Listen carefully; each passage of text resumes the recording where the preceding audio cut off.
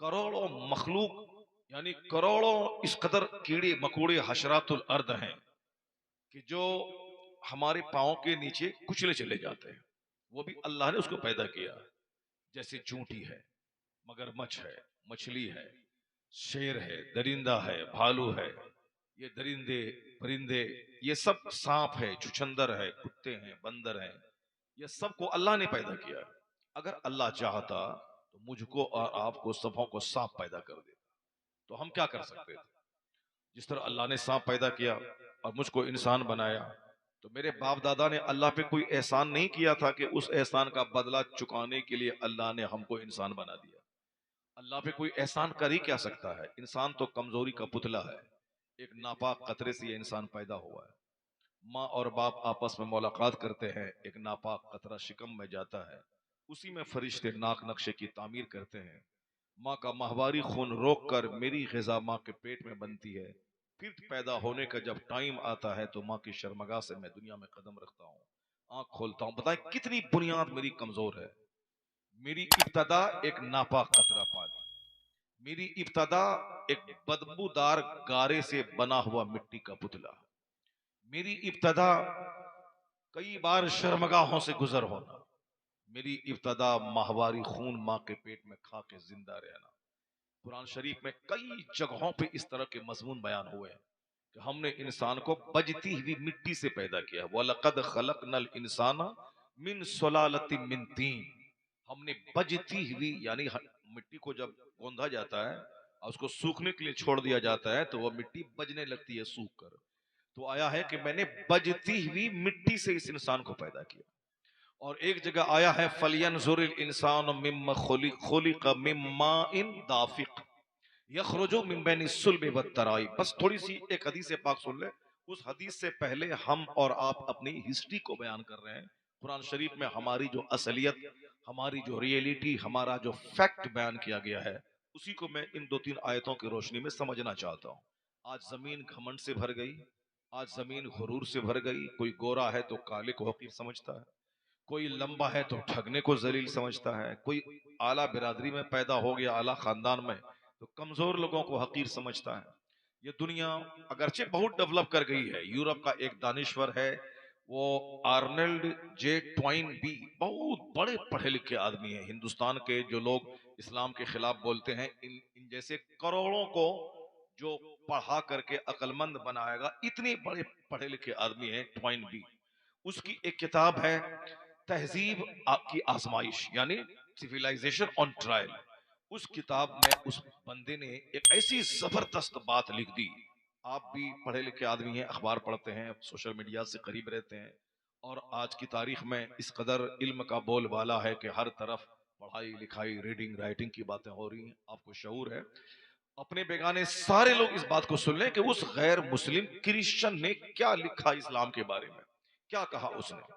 वो कहते हैं कि in spite of scientific development, यानी साइंटिफिक डेवलपमेंट के बावजूद साइंस इतनी तरक्की कर गई है कि हर घर आदमी का एक सपना लग रहा है, विजन लग रहा है। जैसे अपने घर में आप बैठे हैं, सामने वॉशिंग मशीन है, कोई हिंदुस्तान का पढ़ा लिखा आदमी नहीं बनाया उसको, अमेरिका और यूरोप के पढ़े लिखे ने उस वॉशिंग मशीन की इजाद की। हमारे सामने कंप्यूटर रखा हुआ, हिंदुस्तान में 150 करोड़ की आबादी है, और आज ये हिंदुस्तान पूरी दुनिया का सबसे बड़ी आबादी वाला पहला मुल्क बन रहा है। चाइना सेकंड पे जा रहा, इतनी बड़ी आबादी हिंदुस्तान की है। सबसे बड़ी डेमोक्रेसी, सबसे बड़ा पॉपुलेशन इस हिंदुस्तान में है। तो हिंदुस्तान में जितने लोग हैं, आप तवज्जो से सुने कि कंप्यूटर किसी हिंदुस्तानी ने नहीं बनाया, वही सात समंदर पार के क्रिश्चियन और यहूदी ने दिया। जिस माइक्रोफोन में मैं बात कर रहा हूं, इस माइक्रोफोन को डेविड हक्स ने बनाया। जो टेलीविजन आप घर में देखते हैं, उसको जेएल बेयर्ड ने बनाया है। वो हिंदुस्तान का नहीं, सात समंदर पार का है। टेलीफोन जो हम और आप इस्तेमाल करते हैं, वो टेलीफोन हिंदुस्तान का कोई आदमी नहीं बनाया है। वो टेलीफोन उसी यूरोप का एक दानिश्वर है, उसने बनाया है। और टेलीग्राफी का जो फन है, उसको मार्कोनी ने इजाद किया। हवाई जहाज को राइट ब्रदर्स ने, जो अमेरिका के दो भाई हैं, यहूदी हैं गालिबन, उसने उसको बनाया है। यहूदी, नसरानी, America, Britain, France, Norway, Canada, वहां के लोगों ने मोबाइल दिया तो हमारे हाथ में मोबाइल है। उन लोगों ने ट्यूबलाइट जलाया, इजाद किया, तो आज मेरे घर में ट्यूबलाइट। उन लोगों ने जनरेटर को इजाद किया तो आज जनरेटर मेरे घर में मौजूद है। उन लोगों ने एसी इजाद की तो आज हमारे साथ मौजूद है। ये हिंदुस्तान के पढ़े लिखे लोग बहुत इतराते हैं, उनसे कहा जाए कि एसी तुमने बनाया, हवाई जहाज तुमने पैदा की, साइकिल तुमने बनाया, मोटरसाइकिल तुमने बनाया, ये मोटर कार तुमने बनाया। जवाब में नथिंग। क्या हम सिर्फ खाएं दूसरों की गिबत करें? हम खाएं दूसरों की शिकायत की पोटली लेके बैठ जाएं? अमेरिका के लोग 6-6 महीने फजाओं में लटक कर वो रिसर्च करते हैं कि यूनिवर्स की इब्तदा और इंतहा कहाँ है, ये कायनात की इब्तदा और इंतहा कहाँ है, जमीन का और छोर कहाँ है, 7 तह में जो जमीन है उसकी सच्चाई क्या है, ये 7 तबक जो आसमान है एक एक तबक की मोटाई कितनी है, ये सूरज बड़ा है या जमीन बड़ी है। वो वहां के दानिश्वर कहते हैं कि इस जमीन से करोड़ों गुना ज्यादा बड़ा वो सूरज है जो हमें एक फुटबॉल की तरह देखने में लगता है। इस जमीन में अमेरिका से लेके मलेशिया, सिंगापुर तक 200 से ज्यादा कंट्रीज इस जमीन में 75% पानी का हिस्सा है, समंदर है। सिर्फ 25% हिस्सा खुश्की का है, यानी ये इलाका जमीनी इलाका है जहां इंसान की आबादी रहती है। बाकी 75% समंदर है इस जमीन का। और पूरी जमीन, समंदर, पानी, खुश्की, बहरी, सारा इलाका मिला के सूरज के सामने कई करोड़ गुना छोटी है ये जमीन। और यह सूरज कई करोड़, दो डबल नहीं, ट्रिपल नहीं, 100 गुना नहीं, करोड़ों गुना ज्यादा बड़ा है वो सूरज। वो सूरज पे अगर कोई चला जाए, अगरचे जा नहीं सकता क्योंकि वो आग का गोला है, वो आग का गोला है। और इतने करोड़ मील दूरी पे रहने के बावजूद सूरज के सामने से जब बादल हट जाते हैं तो बदन जलने लगता है। और जिस दिन वो आधी दूरी पे आ जाए तो कोई इंसान जिंदा नहीं रह पाएगा, सारे लोग मर जाएंगे, चूंकि सूरज एक आग का गोला है वो। और इतनी दूरी पे अल्लाह ने रखा है कि जमीन पे रोशनी आ जाए और लोग भी जिंदा रहें। इसलिए हजार गर्मी होती है, हम लोग मरते नहीं है, जलते नहीं है, क्योंकि सूरज एक बैलेंस लिए हुआ है। वहां से थोड़ा सा भी नीचे आ गया सूरज तो सारे लोग जलकर राख हो जाए। और ये अल्लाह ने इस जमीन को रहने के काबिल बनाया है। यहाँ से हवाई जहाज पे आप लोग चलते होंगे, बाहर जाते हैं, अमेरिका, यूरोप, सऊदी अरब कमाने के लिए जाते हैं, या हिंदुस्तानी में हैदराबाद पूरा जाते हैं, बागडोगरा बगल में है। यहाँ से रोजाना हैदराबाद बेंगलोर की फ्लाइट चलती है, बहुत कामयाब एयरपोर्ट बन चुका है आपके बगल में। आप कभी इस पर सफर करेंगे तो हवाई जहाज में पायलट बोलता है कि हम 30,000 फीट की बुलंदी पे चल रहे हैं। कितना? 30,000 फीट की बुलंदी, 30,000 फीट। ये थोड़ी, ये 1 फीट हो गया। अब 30,000 फीट की बुलंदी पे जहाज उड़ता है। अब वो क्या कहते हैं कि 30,000 फीट की बुलंदी पे जो जहाज का बाहर का टेम्परेचर है, यानी जहां जहाज उड़ता है उसके बाहर का जो टेम्परेचर है वो -40 डिग्री है। -40 डिग्री। -40 डिग्री का मतलब ये हुआ जैसे अभी जाड़े के मौसम में 8 डिग्री टेम्परेचर रहता है। 8, 8, 9, 10, 11, 12, यहाँ तो 16, 17 है तो ठंडी लग रही है। और कश्मीर में -3 में चला जाता, बर्फ जम जाती है। और जहां -40 में टेम्परेचर चला जाए तो क्या आदमी तो गल जाएगा, मर जाएगा। लेकिन उसके बीच से जहाज उड़ता है और जहाज के अंदर में 30 डिग्री सेल्सियस टेम्परेचर बना के रखा जाता है ताकि लोग जिंदा रहें और चलते रहें। ठीक उसी तरह यहां से ऊपर हम लोग थोड़ा सा बढ़े तो जिंदा नहीं रह पाए, जमीन के नीचे घुस जाएं तो जिंदा नहीं रह पाएंगे। तो हमारे रहने के लिए जितना ऑक्सीजन चाहिए, जितना जितनी हवा चाहिए, जितनी सूरज की लाइट चाहिए और जितनी गर्मी और सर्दी का मिक्सचर चाहिए, वो सब अल्लाह ने सुटेबल ढंग से हमको दे दिया कि यहां से थोड़ा सा ऊपर जाए तो जिंदा रहना मुश्किल हो जाए। सूरज और चांद पे बंदा रह नहीं सकता, यूटेरस और वेनस पे बंदा रह नहीं सकता। ये जमीन ही रहने के लिए मुनासिब है। और इस जमीन में का टेम्परेचर जितना होना चाहिए, जैसे हवाई जहाज में अगर टेम्परेचर ना बनाए अंदर से तो बंदा मर जाएगा। ऑक्सीजन का इंतजाम रहता है, जब ज्यादा बुलंदी पे उड़े तो ऑक्सीजन नीचे आता है, आदमी सांस लगा के उसको जिंदा रहते हैं। अंदर का टेम्परेचर नॉर्मल बनाया जाता है। तो अल्लाह ने इस जमीन पे हमारे लिए नॉर्मल टेम्परेचर बनाया। अल्लाह ने इस जमीन को हार्ड बनाया है ताकि 100 मंजिला मकान भी बन जाए। और इस जमीन को नर्म भी बनाया है ताकि इस जमीन की खुदाई करके फसल भी पैदा हो और हम नंगे पांव इस जमीन पे चल भी सकें। तो हार्डनेस और सॉफ्टनेस का मिक्सचर है ये जमीन। सूरज को जहां रहना चाहिए वहां अल्लाह ने रखा, चांद को जहां रहना चाहिए वहां अल्लाह ने रखा, और ये सारे अपने अपने मदार पे घूम रहे, दे फ्लोट ऑन देयर ऑर्बिट्स। ये कुल्लुन फी फलकिन यस्बहून, ये सब अपने मदार पे घूम रहे हैं। लशम्सु यंबगी लहा अन तुदरिकल कमर वलल लैलु साबिकुन नहार कुल्लुन फी फलकिन यस्बहून। सूरज के बस में नहीं है कि वह चांद को छू ले, छू ही नहीं सकता है। रात के बस में नहीं है कि वह दिन पर 1 मिनट चढ़ जाए। जो रात के लिए फिक्सेड टाइम है, जैसे 6:18 में दिन निकलना है, रात का खत्म होना है, उससे 1 सेकंड आगे नहीं जा सकता। साल के 360 दिन में सूरज के मदार तय है। सूरज यहां से उगेगा, यहां डूबेगा, फिर यहां उगेगा, यहां डूबेगा। मशरिक एक है, मगरिब एक है। मशरिक माने ईस्ट, मगरिब माने वेस्ट। मशरिक माने सूरज के उगने की जगह, मगरिब का माना सूरज के डूबने की जगह। मगर कुरान शरीफ में आया है रब्बुल मशारिक वल मगारिब, कई मशरिक और कई मगरिब। क्या मतलब? पूरब तो एक ही है, पश्चिम तो एक ही है, और कई पूरब कहाँ है? लेकिन वह सूरज के उगने की जो जगह है, जाड़े के मौसम में सूरज कहाँ उगता है? इस तरफ उग रहा है। अभी धीरे धीरे सूरज बढ़ रहा है, बढ़ते बढ़ते उधर चला जाएगा। अब बिल्कुल तपिश का मौसम, वो साहब अप्रैल मई जून के बदन हाथ जलने के करीब पहुंच जाए, सूरज वहां उगने लगता है। तो सूरज के उगने के जो मकामात हैं जो अल्लाह ने तय कर दिए हैं, उसी मदार पे सूरज घूमता है, और उसी के उगने की वजह से उसको मशारिक बोला जाता है। यानी एक जगह से नहीं, कई जगहों से सूरज निकलता है। उसी तरह डूबने का मकाम भी उसका अलग अलग है, पहले वहां, उसके बाद यहाँ, उसके बाद यहाँ, उसके बाद यहाँ सूरज डूब रहा है।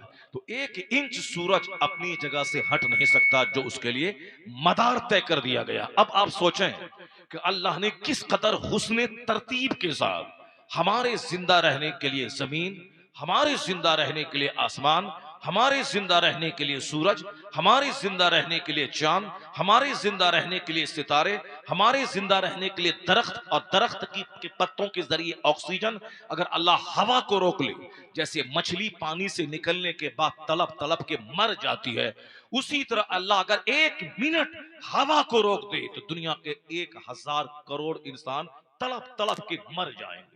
अगर सांस, जिस तरह से वेंटिलेशन पे कोरोना काल में लोग जाते थे, सांस रुक गई, सांस ही नहीं ले पा रहा है, तड़प तड़प के मर जाता था बंदा। कोई हॉस्पिटल के आगे मर रहा है, कोई बाइक पे मर रहा है, कोई एम्बुलेंस पे मर रहा है, कोई साहब वेंटिलेशन पे मर रहा है, यानी सांस ही नहीं ले पाता है।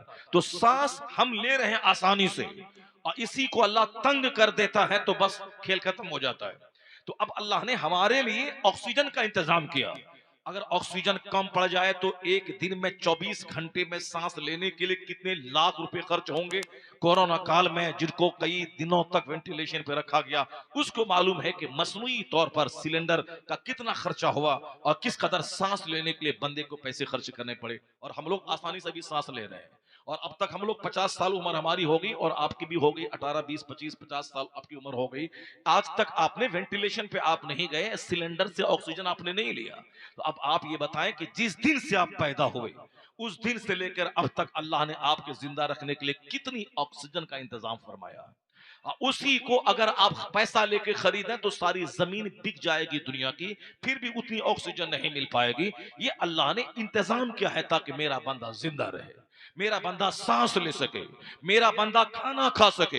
तो अल्लाह ने हमारी खुराक के लिए गेहूं को दिया। गेहूं की रोटी तैयार होती है, गेहूं की दलिया तैयार होती है, गेहूं की खिचड़ी तैयार होती है, गेहूं के बहुत सारे आइटम, बर्गर हैं, चाउमीन है, और साहब न जाने क्या क्या है, वह सब गेहूं से। बिस्किट है, हजारों प्रकार के बिस्किट हैं, वो सब गेहूं से। एक गेहूं ही काफी था, लेकिन हमारी तबीयत गेहूं खाते खाते भर जाती। इसलिए अल्लाह ने मुझको जीने के, मुझको जिलाने के लिए मेरी मेरी मेरी तबीयत को जान करके मेरे बंदे को क्या क्या चाहिए, एक चीज से इसका दिल भर जाएगा।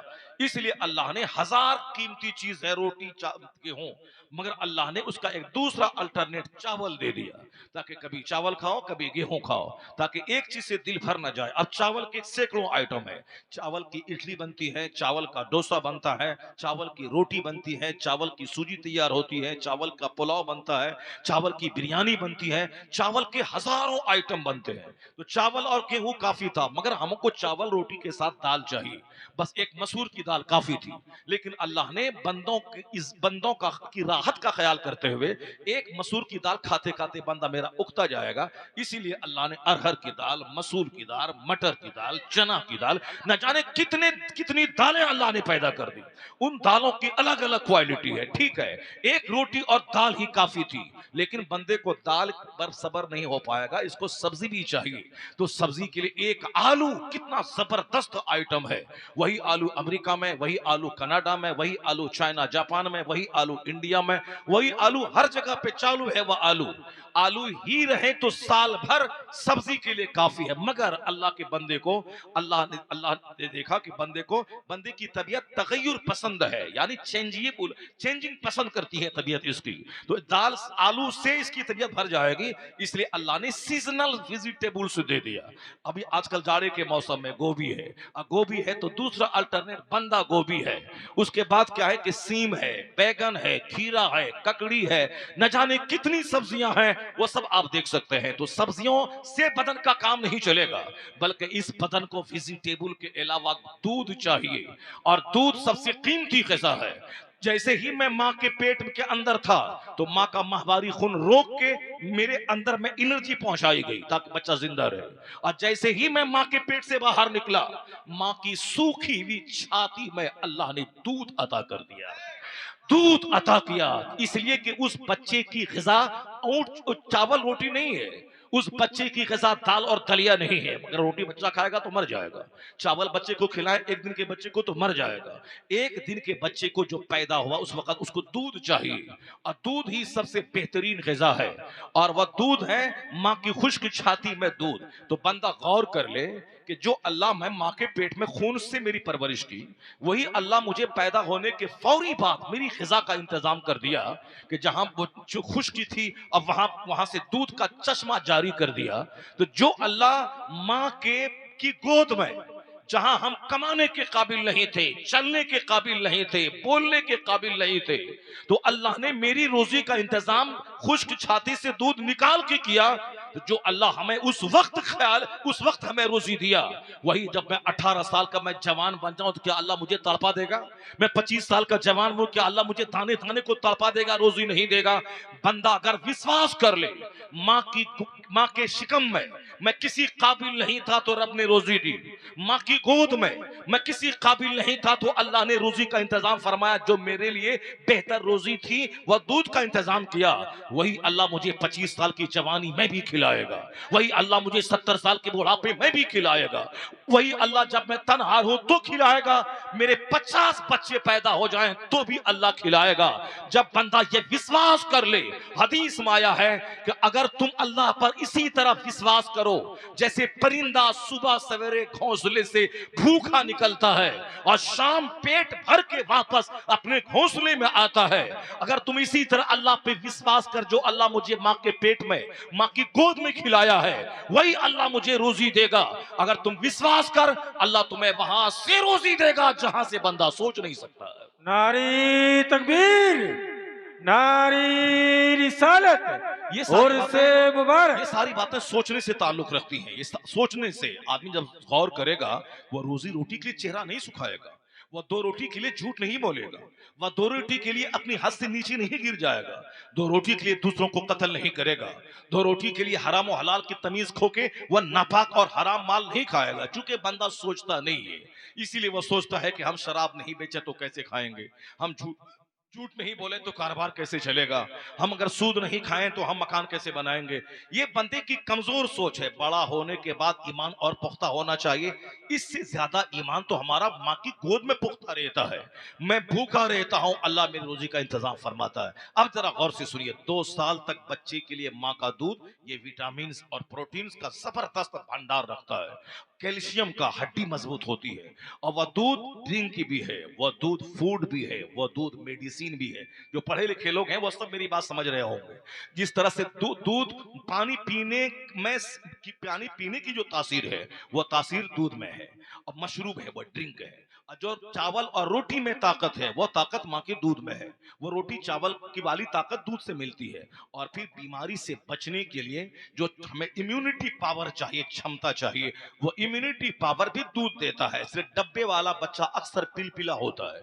और जो बच्चा 2 साल तक कंप्लीट माँ का भरपूर दूध पीता है वह 90 साल के बुढ़ापे तक उस दूध का असर रहता है। हड्डी मजबूत होती है, कैल्शियम भरपूर मिकदार में माँ के दूध में रखा है। इसलिए बच्चों के लिए डब्बे का दूध नहीं, माँ का दूध अगर कम हो तो माँ का दूध कैसे बढ़ाया जाए उस पर गौर करना चाहिए, कि माँ के दूध को बढ़ाया जाए, ना कि बच्चे के लिए डब्बे के दूध का इंतजाम किया जाए।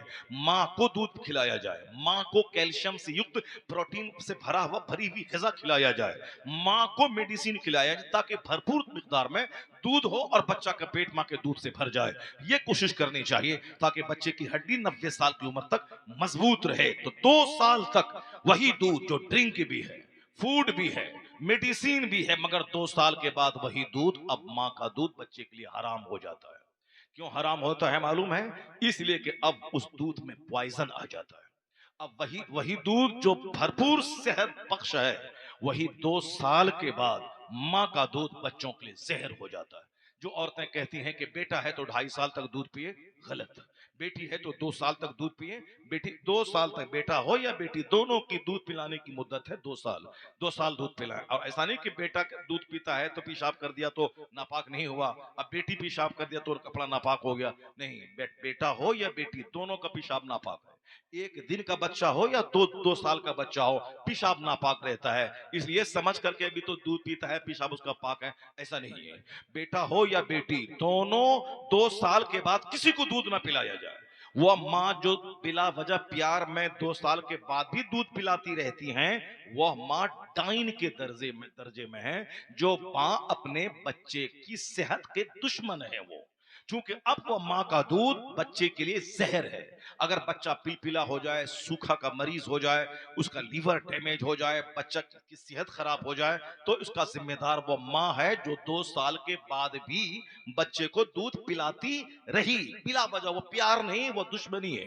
वो बच्चों की जिंदगी के साथ खिलवाड़ करना है। बहुत सारे गांव देहात की औरतें जो पढ़ी लिखी नहीं होती हैं, वो बच्चा जिद कर रहा है, रो रहा है, रात में रो रहा है, क्या करें, नहीं मान रहा, चलो दूध पिला दिया। ऐसा नहीं है। बच्चे को दूध छोड़वाने की तरकीब 2 महीना पहले से करवाए, जैसे हमारी माँ बहन बेटियां पहले से करवाती थी हमारी माँ। यानी अब उसको मैके छोड़ देना है, नानी के पास बच्चे को छोड़ देना है, ताकि बच्चा माँ से अलग रहने का आदी हो जाए 2 साल से 1 महीना पहले। या फिर वो कोई मेडिसिन का इस्तेमाल कर लेती हैं, जिससे कि दूध में थोड़ी सी करवाहट आ जाती है। या फिर बच्चा उसकी तरफ माइल नहीं होता, कोई ना कोई मैनेज करना पड़ेगा। 2 साल से ज्यादा वह दूध जहर है।